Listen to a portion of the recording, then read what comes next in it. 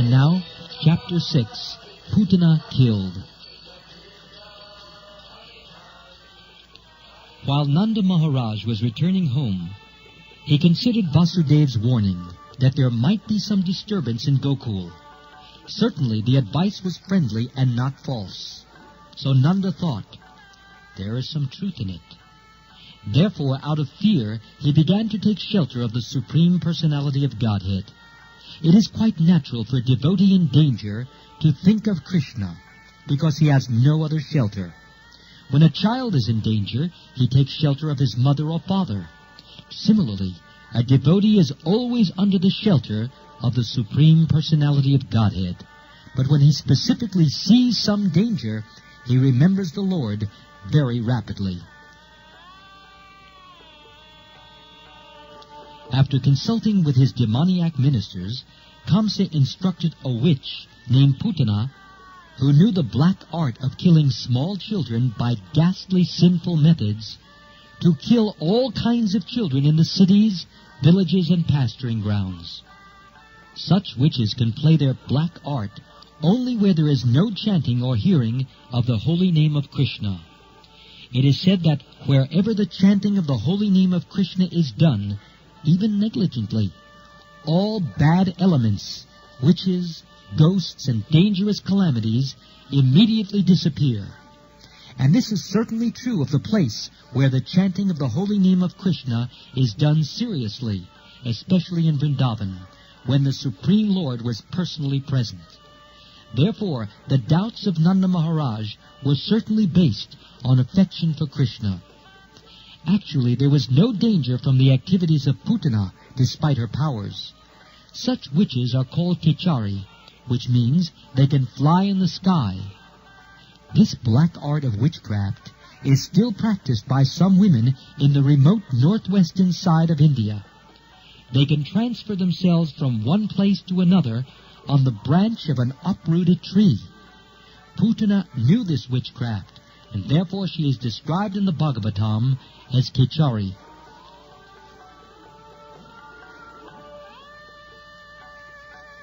Putana entered the county of Gokul, the residential quarters of Nanda Maharaj, without permission. Dressing herself just like a beautiful woman, she entered the house of Mother Yashoda. She appeared very beautiful, with raised hips, nicely swollen breasts, earrings, and flowers in her hair. She looked especially beautiful on account of her thin waist. She was glancing at everyone with very attractive looks and smiling face, and all the residents of Vrindavan were captivated. The innocent cowherd women thought that she was a goddess of fortune appearing in Vrindavan with a lotus flower in her hand. It seemed to them that she had personally come to see Krishna, who is her husband. Because of her exquisite beauty, no one checked her movement, and therefore she freely entered the house of Nanda Maharaj. Putana, the killer of many, many children, found baby Krishna lying on a small bed, and she could at once perceive that the baby was hiding his unparalleled potencies. Putana thought, this child is so powerful that he can destroy the whole universe immediately.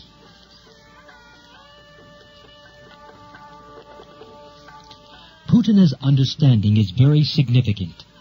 The Supreme Personality of Godhead, Krishna, is situated in everyone's heart. It is stated in the Bhagavad Gita that he gives one necessary intelligence, and he also causes one to forget. Putana was immediately aware that the child whom she was observing in the house of Nanda Maharaj was the Supreme Personality of Godhead himself. He was lying there as a small baby. But that does not mean that he was less powerful. The materialistic theory that God worship is anthropomorphic is not correct. No living being can become God by undergoing meditation or austerities. God is always God. Krishna, as the child baby, is as complete as he is as a full-fledged youth.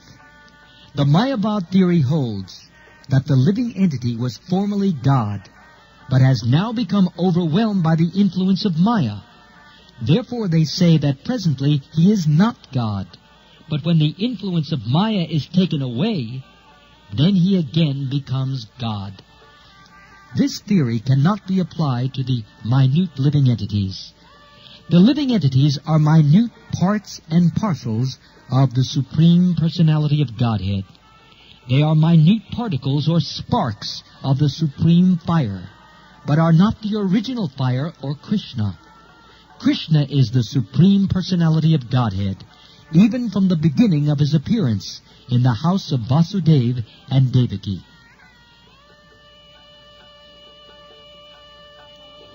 Krishna showed the nature of a small baby and closed his eyes, as if to avoid the face of Putana. This closing of the eyes is interpreted and studied in different ways by the devotees. Some say that Krishna closed his eyes because he did not like to see the face of Putana, who had killed so many children and who had now come to kill him. Others say that something extraordinary was being dictated to her, and in order to give her assurance, Krishna closed his eyes so that she would not be frightened. And yet others interpret it in this way. Krishna appeared to kill the demons and give protection to the devotees, as stated in the Bhagavad Gita. Paritranaya sadunam vinashaya cha dushkritam. The first demon to be killed was a woman. According to Vedic rules, the killing of a woman, a Brahmin, cows, or a child is forbidden. Krishna was obliged to kill the demon Putana, and because the killing of a woman is forbidden, according to the Vedic Shastra, he could not help but close his eyes. Another interpretation is that Krishna closed his eyes because he simply took Putana to be his nurse. Putana came to Krishna just to offer her breast for the Lord to suck. Krishna is so merciful that even though he knew Putana was there to kill him, he took her as his nurse or mother. There are 7 kinds of mothers according to Vedic injunction. The real mother, the wife of a teacher or spiritual master, the wife of a king, the wife of a Brahmin, the cow, the nurse, and the Mother Earth. Because Putana came to take Krishna on her lap and offer her breast milk to be sucked by him, she was accepted by Krishna as one of his mothers. This is considered to be another reason he closed his eyes.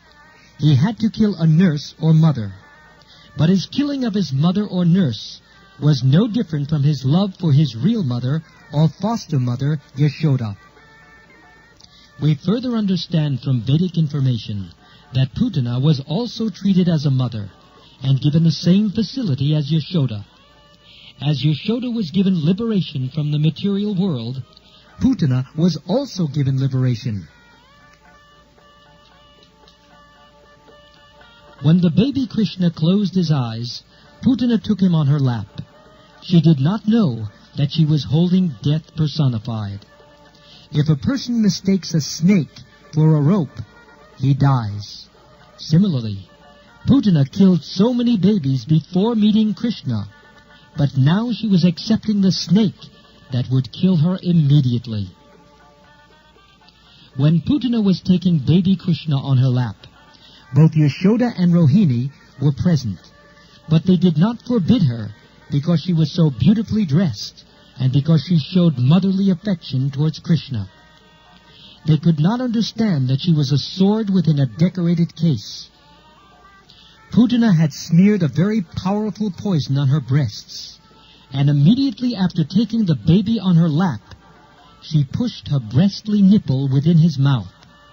She was hoping that as soon as he would suck her breast, he would die.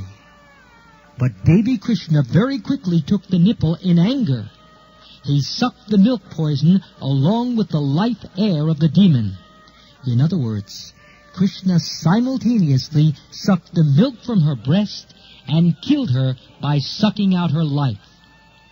Krishna is so merciful that because the demon Putana came to offer her breast milk to him, he fulfilled her desire and accepted her activity as motherly. But to stop her from further nefarious activities, he immediately killed her. And because the demon was killed by Krishna, she got liberation. When Krishna sucked out her very breath, Putana fell down on the ground, spread her arms and legs, and began to cry, "Oh, child, leave me! Leave me!" She was crying loudly and perspiring, and her whole body became wet.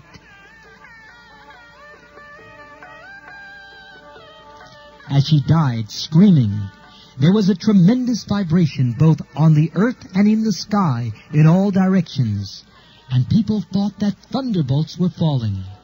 Thus the nightmare of the Putana witch was over, and she assumed her real feature as a great demon.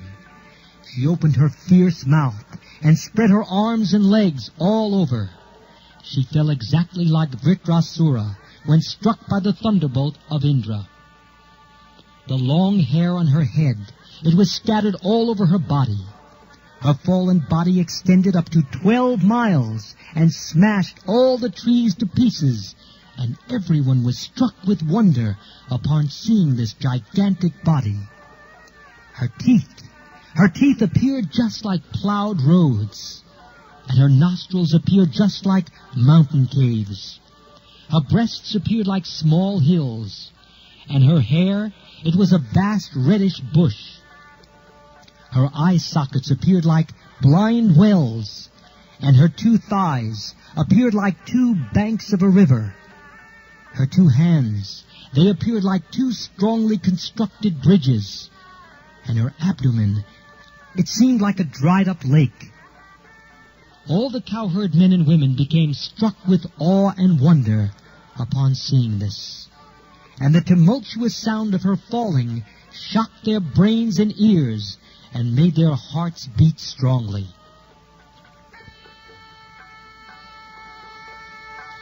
When the gopis saw little Krishna fearlessly playing on Putana's lap, they very quickly came and picked him up.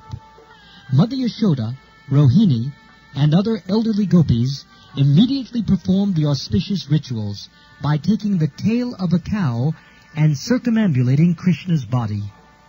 The child was completely washed with the urine of a cow, and the dust created by the hooves of the cows was thrown all over his body. This was all just to save little Krishna from future inauspicious accidents. This incident gives us a clear indication of how important the cow is to the family, society, and to living beings in general. The transcendental body of Krishna did not require any protection, but to instruct us on the importance of the cow, the Lord was smeared over with cow dung, washed with the urine of a cow, and sprinkled with the dust upraised by the walking of the cows. After this purificational process, the gopis, headed by Mother Yashoda and Rohini, chanted 12 names of Vishnu to give Krishna's body full protection from all evil influences. They washed their hands and feet and sipped water 3 times, as is the custom before chanting mantra. They chanted as follows: "My dear Krishna, may the Lord, who is known as Maniman, protect your thighs. May Lord Vishnu, who is known as Yajna, protect your legs. May Lord Achyuta protect your arms. May Lord Hayagriva protect your abdomen. May Lord Keshava protect your heart. May Lord Vishnu protect your arms. May Lord Urukram protect your face. May Lord Ishvara protect your head. May Lord Chakradhar protect your front. May Lord Gadadhar protect your back. May Lord Madhusudan, who carries a bow in his hand, protect your right side. May Lord Vishnu, with his conch shell, protect your left side. May the personality of Godhead, Upendra, protect you from above. And may Lord Tarksha protect you from below the earth. May Lord Haladara protect you from all sides. May the personality of Godhead, known as Rishikesh, protect all your senses. May Lord Narayan protect your life heirs.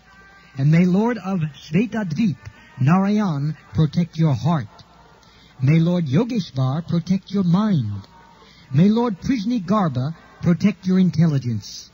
And may the Supreme Personality of Godhead protect your soul. While you are playing, may Lord Govinda protect you from all sides. And when you are sleeping, may Lord Madhava protect you from all danger.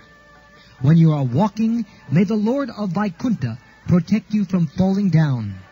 When you are sitting, may the Lord of Vaikuntha give you all protection.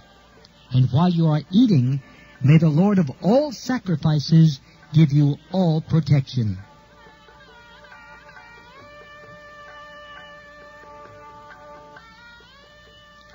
Thus Mother Yashoda began to chant different names of Vishnu to protect the child Krishna's different bodily parts.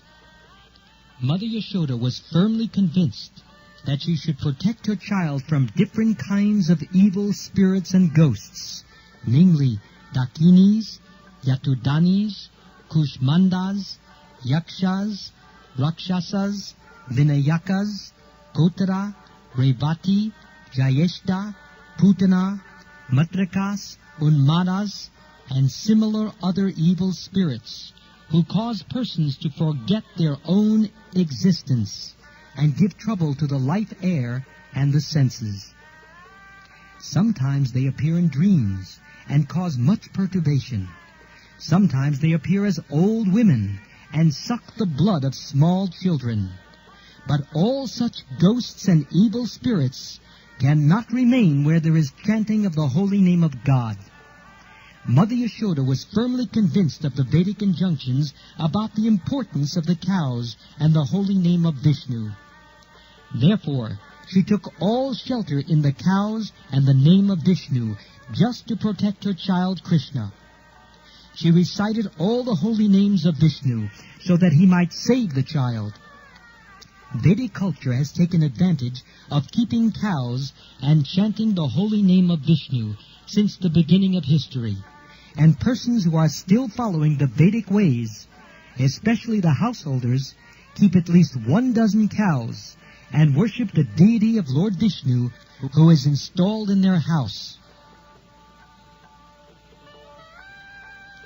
The elderly gopis of Vrindavan were so absorbed in affection for Krishna that they wanted to save him, although there was no need to, for he had already protected himself.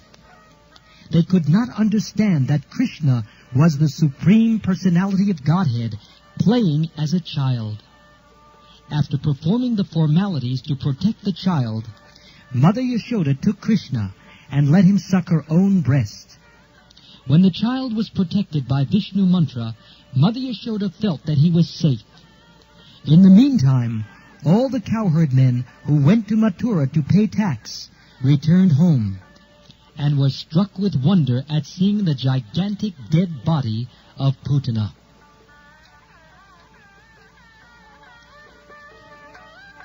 Nanda Maharaj recalled the prophecy of Vasudev and considered him a great sage and mystic yogi. Otherwise, how could he have foretold an incident that happened during his absence from Vrindavan?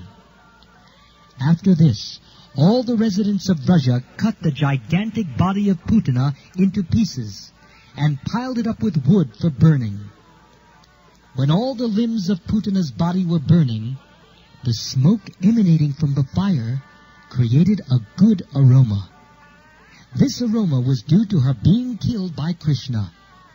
This means that the demon Putana was washed of all her sinful activities and attained a celestial body. Here is an example of how the Supreme Personality of Godhead is all good. Putana came to kill Krishna, but because he sucked her milk, she was immediately purified, and her dead body attained a transcendental quality. Her only business was to kill small children. She was only fond of blood. But in spite of being envious of Krishna, she attained salvation because she gave her milk to him to drink. So what can be said of others who are affectionate to Krishna in the relationship of mother or father. The pure devotees always serve Krishna with great love and affection, for he is the Supreme Personality of Godhead, the supersoul of every living entity. It is concluded, therefore, that even a little energy expended in the service of the Lord gives one immense transcendental profit. This is explained in the Bhagavad Gita, Svalpam apyasya dharmasya. Devotional service in Krishna consciousness is so sublime that even a little service to Krishna, knowingly or unknowingly, gives one the greatest benefit. The system of worshipping Krishna by offering flowers from a tree is also beneficial for the living entity who is confined to the bodily existence of that tree. When flowers and fruits are offered to Krishna, the tree that bore them also receives much benefit indirectly. The archana process, or worshipping procedure, is therefore beneficial to everyone. Krishna is worshipable by great demigods like Brahma and Lord Shiva, and Putana was so fortunate that the same Krishna played in her lap as a little child. The lotus feet of Krishna, which are worshipped by great sages and devotees, were placed on the body of Putana. People worship Krishna and offer food, but automatically he sucked milk from the body of Putana.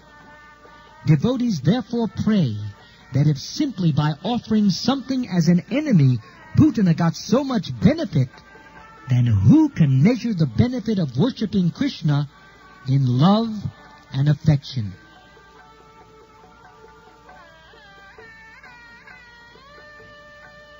One should only worship Krishna if for no other reason than so much benefit awaits the worshipper. Although Putana was an evil spirit, she gained elevation, just like the mother of the Supreme Personality of Godhead. It is clear that the cows and the elderly gopis who offered milk to Krishna were also elevated to the transcendental position. Krishna can offer anyone anything, from liberation to anything materially conceivable. Therefore, there cannot be any doubt of the salvation of Putana, whose bodily milk was sucked by Krishna for such a long time.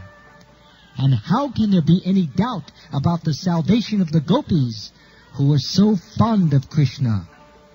Undoubtedly, all the gopis and cowherd boys and cows who served Krishna in Vrindavan with love and affection were liberated from the miserable condition of material existence. When all the inhabitants of Vrindavan smelled the good aroma from the smoke of the burning Putana, they inquired from each other, "Where is this good flavor coming from?"